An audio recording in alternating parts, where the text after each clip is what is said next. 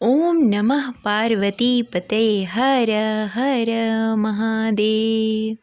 जय शिव शंभु, जय माता पार्वती। प्रिय श्रोताओं, आप सभी को महाशिवरात्रि की हार्दिक शुभकामनाएं। आप सभी पर देवादिदेव महादेव और माता आदि शक्ति की कृपा सदा सर्वदा बनी रहे। प्रिय श्रोताओं, आज महाशिवरात्रि है, जो सभी शिवरात्रियों में सबसे श्रेष्ठ शिवरात्रि है, जिसे महाशिवरात्रि के नाम से जानते हैं। यह शिवरात्रि भगवान भोलेनाथ और माता पार्वती को समर्पित है। माना जाता है कि इसी दिन भगवान भोलेनाथ और माता पार्वती का विवाह हुआ था। यह हर साल फागुन मास के कृष्ण पक्ष की चतुर्दशी तिथि के दिन मनाई जाती है। समस्त शिव भक्तगण इस दिन व्रत रखकर भगवान भोलेनाथ की विधि विधान से पूजा आराधना करते हैं, मंत्र जाप अनुष्ठान और भजन कीर्तन करते हैं और रात्रि जागरण करते हैं। माना जाता है कि महाशिवरात्रि के दिन रात्रि जागरण करके भजन कीर्तन करना बेहद ही शुभ होता है। इसके साथ ही महाशिवरात्रि के दिन 4 प्रहर की पूजा की जाती है और सबसे श्रेष्ठ पूजा निशीता काल में की जाती है। यह पूजा सर्वश्रेष्ठ मानी जाती है। माना जाता है कि भगवान भोलेनाथ महाशिवरात्रि के दिन पूरी श्रद्धा पूर्वक पूजा आराधना करने, भजन कीर्तन करने से भगवान भोलेनाथ अति शीघ्र प्रसन्न हो जाते हैं और अपने भक्तों की हर मुरादों को पूरी करते हैं। तो आइए महाशिवरात्रि के शुभ दिन पर सुनते हैं शिवरात्रि के दिन सुनी जाने वाली कुछ प्रमुख कथाएं। तो इस कथा को अंत तक अवश्य सुनिएगा और इस वीडियो को लाइक करके कमेंट बॉक्स में हर हर महादेव अवश्य लिखें। एक बार की बात है, भगवान भोलेनाथ और माता पार्वती कैलाश पर्वत पर विचरण कर रहे थे। तभी माता पार्वती ने भगवान भोलेनाथ से पूछा, हे प्रभु, ऐसा कौन सा श्रेष्ठ तथा सरल व्रत पूजन है जिससे मृत्यु लोक में प्राणी आपकी कृपा सहजता से प्राप्त कर सकते हैं। उत्तर में भगवान शिव ने माता पार्वती को शिवरात्रि व्रत का विधान बताकर भगवान भोलेनाथ कहते हैं, हे पार्वती, जो भी जातक महाशिवरात्रि के दिन व्रत रखकर पूरी श्रद्धा और भक्ति के साथ भजन कीर्तन करते हुए मंत्र जाप करेगा, उसकी हर मुरादें पूरी होगी। यही कारण है कि महाशिवरात्रि के दिन भक्तगण पूरी श्रद्धा और भक्ति के साथ व्रत रखकर भगवान भोलेनाथ की पूजा आराधना करते हैं, क्योंकि शिवरात्रि के दिन पूजा आराधना से भगवान भोलेनाथ अति शीघ्र प्रसन्न हो जाते हैं और हर मुरादें पूरी करते हैं। इसके साथ ही शिवरात्रि व्रत कथा के बारे में बताया, जो इस प्रकार है। पूर्व काल में चित्रभानु नामक एक शिकारी था।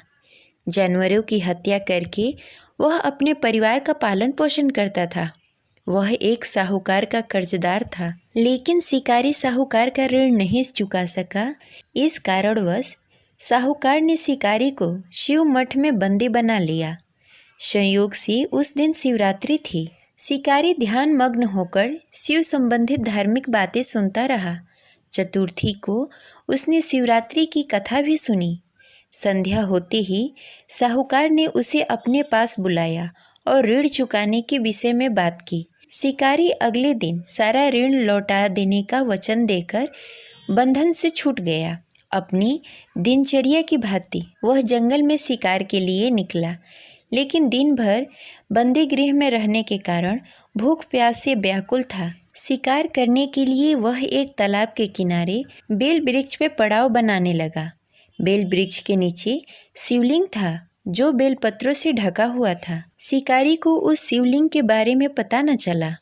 पड़ाव बनाते समय उसने जो टहनियाँ तोड़ी वह संयोग से शिवलिंग पे गिरी। इस प्रकार दिन भर भूखे प्यासे शिकारी का व्रत भी हो गया और शिवलिंग पे बेलपत्र भी चढ़ गए।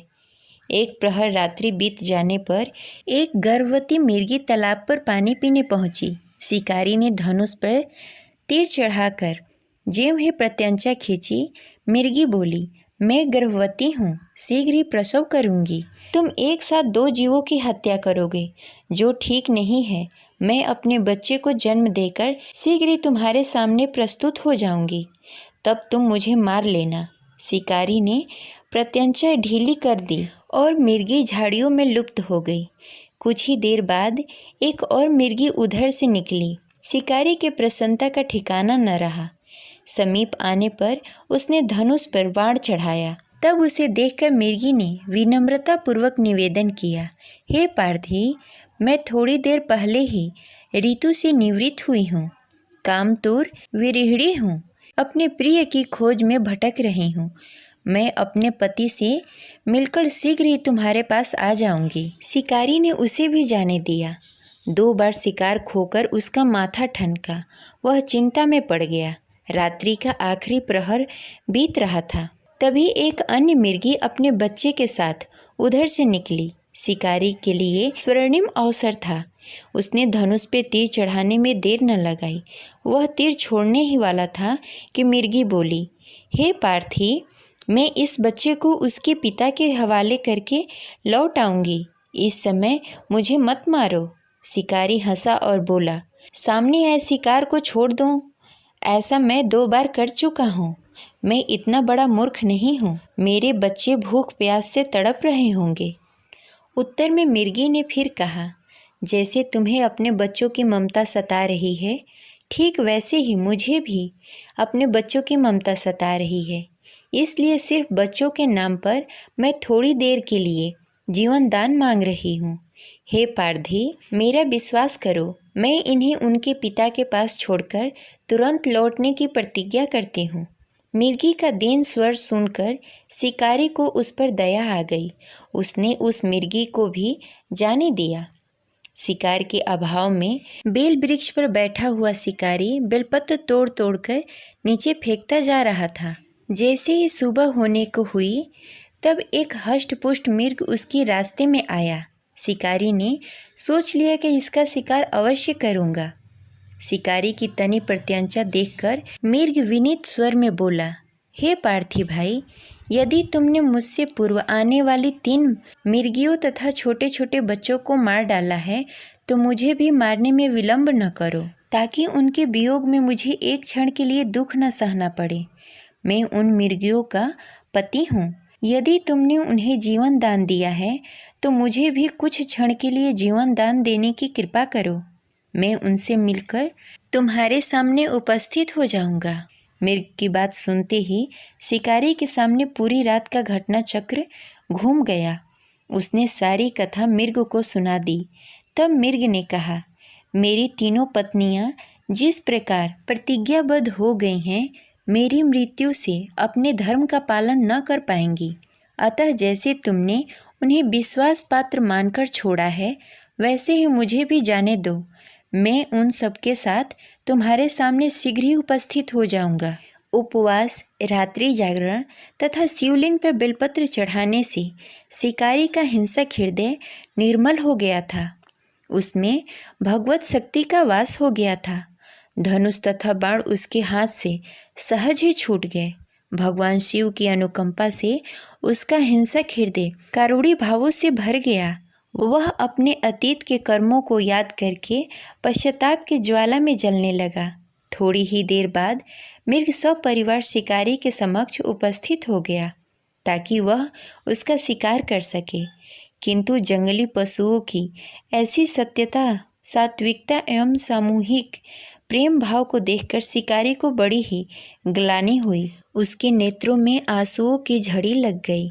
उस मिर्ग परिवार को न मारकर शिकारी ने अपने कठोर हृदय को जीव हिंसा से हटाकर सदा के लिए कोमल एवं दयालु बना लिया। देवलोक के समस्त देव समाज भी इस घटना को देख रहे थे। उनके ऐसा करने पर भगवान शंकर ने प्रसन्न होकर तत्काल उसे अपने दिव्य स्वरूप का दर्शन कराया तथा उन्हें सुख समृद्धि का वरदान देकर अंतर्ध्यान हो गए। इस प्रकार शिवरात्रि व्रत कथा समाप्त हुई। अब चलिए सुनते हैं शिवरात्रि से जुड़ी दूसरी कथा। दूसरी कथा के अनुसार एक समय की बात है, भगवान विष्णु क्षीर सागर में माता लक्ष्मी के साथ विश्राम कर रहे थे। तभी ब्रह्मा जी आकर भगवान विष्णु को पुत्र कहकर संबोधित करने लगे। भगवान विष्णु को क्रोध आया और वह भी ब्रह्मा जी को पुत्र कहकर संबोधित करने लगे और अपनी महानता के बारे में बताने लगे। और भगवान विष्णु कहते हैं कि तुम तो मेरे नाभि से निकले हुए हो, इसलिए तुम हमारे पुत्र हुए। ब्रह्मा जी कहते हैं कि मैं समस्त संसार का रचयिता हूँ, इसलिए मैं महान हूँ। भगवान विष्णु और ब्रह्मा जी के बीच भीषण युद्ध हुआ और वह एक दूसरे को छोटा और अपने आप को बड़ा बताने लगे और महान बताने लगे। तभी भगवान शिव ज्योतिर्लिंग के रूप में प्रकट हुए, जिनका ना आदि दिख रहा था न ही अंत। उसमें से आवाज आई, जो भी मेरे आदि और अंत बता देगा वही सबसे महान है।